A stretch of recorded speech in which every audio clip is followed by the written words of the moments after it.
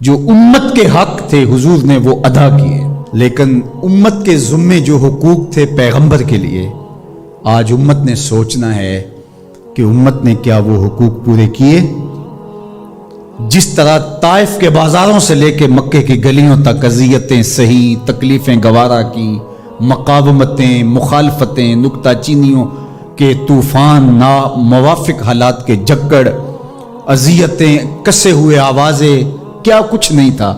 ذرا پلٹ کے مکے کی تاریخ تو دیکھو، حضرت سمیہ کے بدن میں اترتا ہوا خنجر تو دیکھو، حضرت یاسر کو تڑپ کے جان دیتے ہوئے تو دیکھو، اور پھر دیکھو کہ میرے اور آپ کے آقا و مولا کس طرح سے عزم و ثبات کے ساتھ، کس طرح تندہی کے ساتھ، کس طرح اللہ کے پیغام کے ابلاغ کے لیے کوشاں رہے۔ گھر میں فاقے تھے، کئی دن تک چولہا نہیں جلا، لیکن تبلیغ کے تسلسل میں فرق نہیں آیا، اور پھر تبلیغی عمل کو کسی غرض سے بھی ملوث نہیں ہونے دیا۔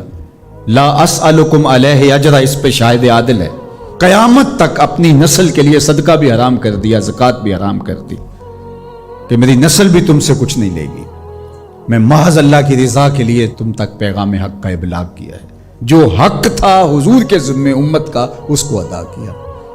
اب امت کے ذمے جو حق ہیں، ذرا امت ایک لمحے کے لیے سوچے کہ وہ حق ادا کیا۔ سب سے پہلا حق جو امت کے ذمے عائد ہوتا ہے وہ ہے ایمان بالرسول، نبی پر ایمان لانا۔ ایمان لانے کا مطلب کیا ہے؟ تسلیم کردن، گردن نہادن، سر تسلیم خم کر دینا، یہ ہے ایمان۔ اپنی خواہش ترک کر کے جس کو مان لیا ہے اس کے لیے گردن جھکا دینا۔ تیرے ہندیاں سندیاں محبوبہ، میں کافر ہواں جے میں ہواں، دوسرا تقاضا اتباع ہے، اور وہ ایمان کا تقاضا بھی ہے۔ رسول کو ماننے کا مطلب یہ ہے کہ رسول کی مانی بھی جائے۔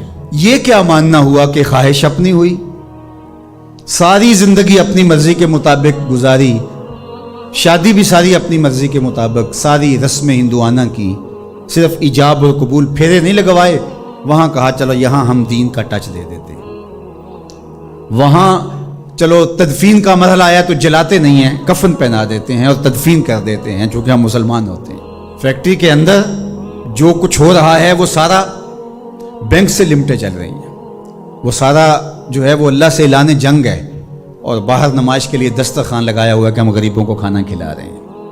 یہ دھوکہ تم اپنے ساتھ کر رہے ہو، رب کے ساتھ نہیں کر سکتے۔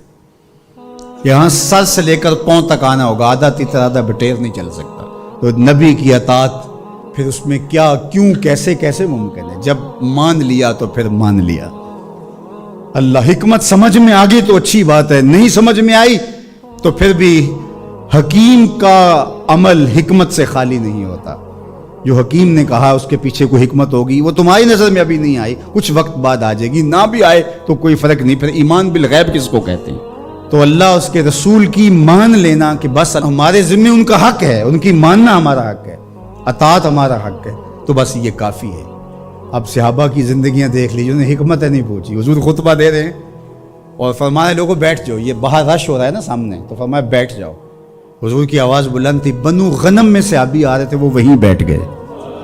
اللہ اکبر۔ کسی نے کہا تم یہاں بیٹھے ہو، کہ حضور نے کہہ دیا اور بیٹھ گئے۔